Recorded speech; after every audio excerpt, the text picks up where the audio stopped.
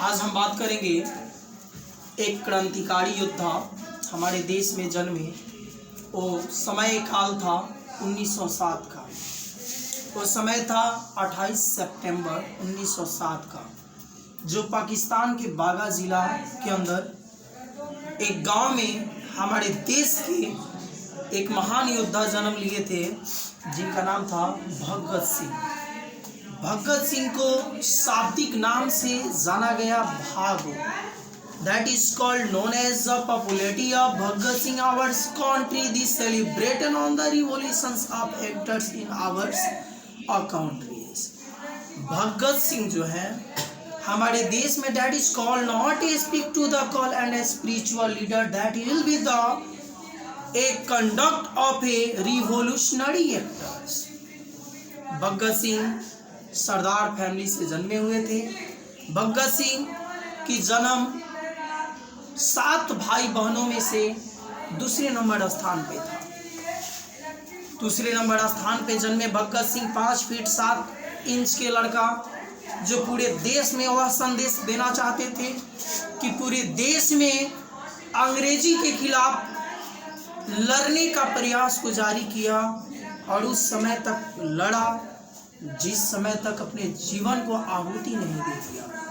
मैं कहानी उस पल की सुनाता हूँ जिस कहानी में भगत सिंह जैसे योद्धा और भगत सिंह जैसे साथी 3 राजगुरु भगत सिंह एवं सुखदेव ने हमारे देश के योद्धा के रूप में जन्म लिए थे और मेरे देश को स्वतंत्रता दिलाने में अहम योगदान निभाए थे।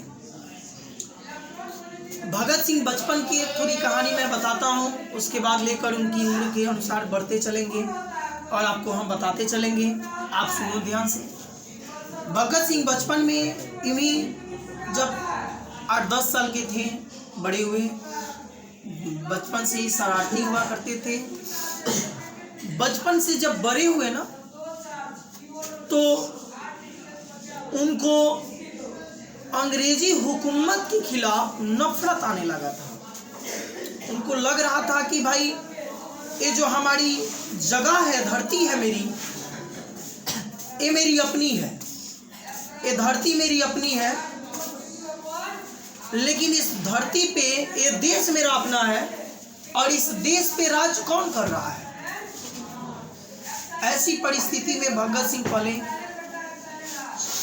और जिस जगह पे पले थे उस जगह का नाम बागा था। बागा बॉर्डर जो आज पाकिस्तान में पड़ा है। तो जब उन्होंने 8 से 10 साल की उम्र में देखा अंग्रेजी सैलाब की हुकूमत भारतवर्ष में राज कर रही थी, तो उन भारत के तरफ से तमाम अंग्रेजी हुकूमत के खिलाफ लड़ने का प्रयत्न कर लिया और सोचा कि मैं उस पल तक लड़ूंगा जब तक अपने देश को अंग्रेज से छुटकारा प्राप्त नहीं करा सकता। उन्होंने जंग छेड़ दिया।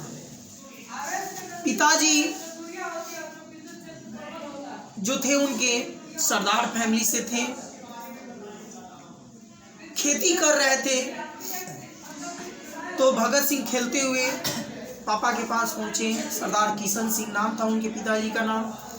उनके पास पहुंचे और गए, बोले कि पिताजी आप ये काम क्या कर रहे हैं। भगत सिंह के पिताजी बोले कि मैं यहाँ फसल उपजाऊ कर रहा हूँ, फसल यहाँ से निकलेगा। भगत सिंह बोले कि खेत के अंदर बीज डालने से क्या फसल निकलते हैं। तो उनके पिताजी ने बोला कि हाँ, फसल ही निकलते हैं। बीज अगर खेत के अंदर डाला जाता है, मिट्टी के अंदर डाला जाता है, तो बीज ही निकलता है। भगत सिंह बड़ा खुश हुए, बेचारे वहां से भागते हुए गए और जाके दूसरी खेत में गोली बंदूक को खेत मिट्टी के अंदर दफन कर दिए। लोगों ने पूछा कि तुम मिट्टी के अंदर गोली और बंदूक को क्यों दफन कर रहे हो। तो उन्होंने बोला कि खेत के अंदर, मिट्टी के अंदर हम गोली बंदूक इसलिए दफन कर रहे हैं कि पूरे खेत में गोली बंदूक ही जन्म ले, क्योंकि मेरे पापा वहाँ बीज रोप रहे हैं तब पूरे खेत बीज फसल से जन्म लेगा। उसी तरह हम यहाँ बंदूक और गोली का खेती कर दे रहे हैं ताकि पूरा बंदूकी और खेती का जन्म हो, जिससे हम अपने भारत से अंग्रेज के खिलाफ लड़ सकते हैं। बड़ा लोग ताजुब होने के बाद सब लोग समझने लगे कि भगत कुछ अलग ही सोच रहा है, इसका कुछ अलग ही पॉइंट है सोचने का। लोग इन बातों को उन तक छोड़ दिए। फिर समय बढ़ा, समय आगे पहुंचा। एक बार की बात है, अंग्रेजी सैलाब की हुकूमत जो थी भारतवर्ष में चरम सीमा पर था। समय 1915 का दस्तक हुआ था। भारत में पहला खेल शुरू हुआ था जो अंग्रेज के खिलाफ गांधी जी ने लड़ा था, जिसे चंपारण सत्याग्रह आंदोलन के नाम से जाना गया था।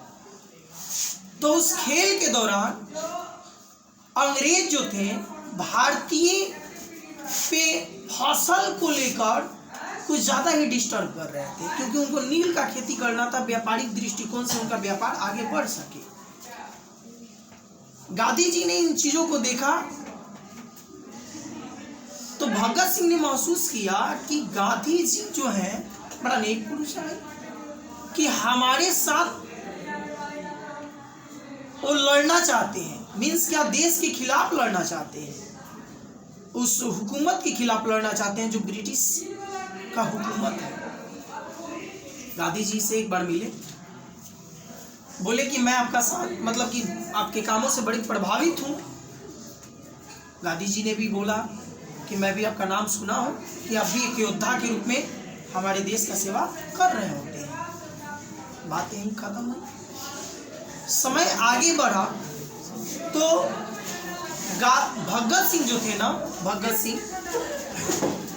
सिंह को पूरा समझ में आ गया था आगे अंग्रेज इसी तरह भारत से नहीं जा सकते। इनको भारत से भगाने के लिए हमें कुछ करना होगा। इन्होंने ठान लिया। कौन? भगत सिंह। अंग्रेज ऐसे हमारे देश से नहीं जा सकते हैं।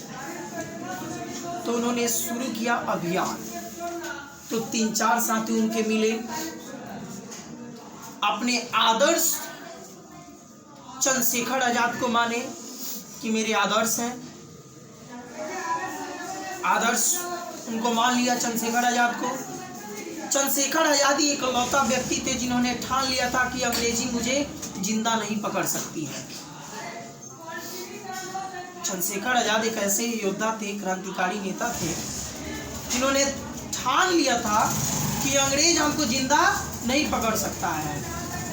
हम अपनी आखिरी सांस हम भारतीयों के ही जड़ जमीन पे मिटाएंगे।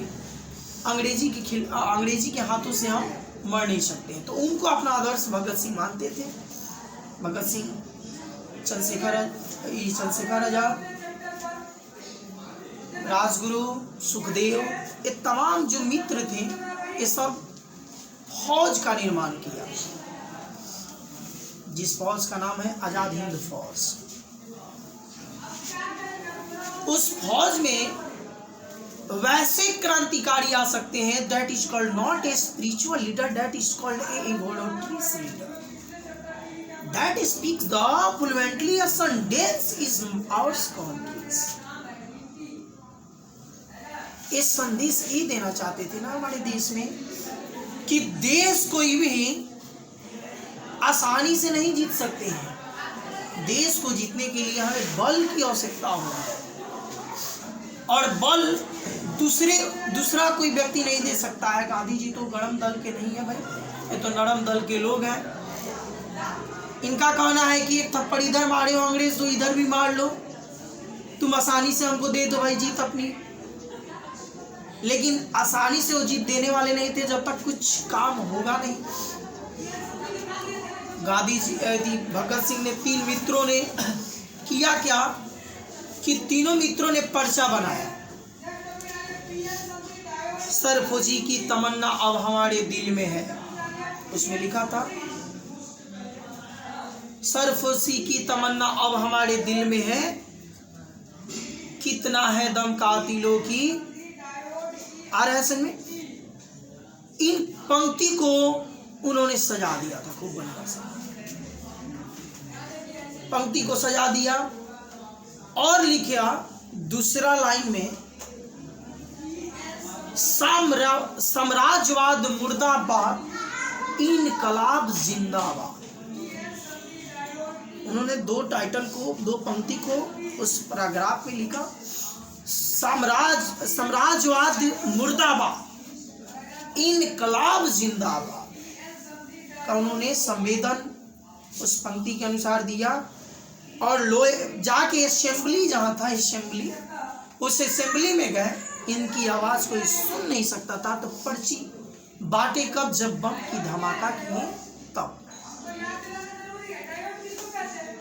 पूरी भरी असेंबली में अंग्रेजी हुकूमत के अधिकारी बैठा हुआ करते थे, पूरे भारतीय के अधिकारी बैठे हुए थे, चारों तरफ से पूरी एकदम अधिकारी से ठकाठेल हुई थी पूरी असेंबली। इन लोगों को बोलने के लिए मौका मिला कि आप लोग भी कुछ बोलें, तो बोलने से पहले बम की धमाका लगाएं ताकि लोग में हड़कंप मच जाए, और उसके बाद अपने पर्चे को पूरी असेंबली में छिटवा दिया। हड़कंप मचा, इनका मन था कि हमको ये अरेस्ट करे अंग्रेजी हुकूमत इनको अरेस्ट कर ली। ये भागे नहीं, बम फेंक कर असेंबली में खड़े रहे, हाथ को खड़ा करके कि हमने बम फेंका है भाई, मुझे पकड़ लो। अपने से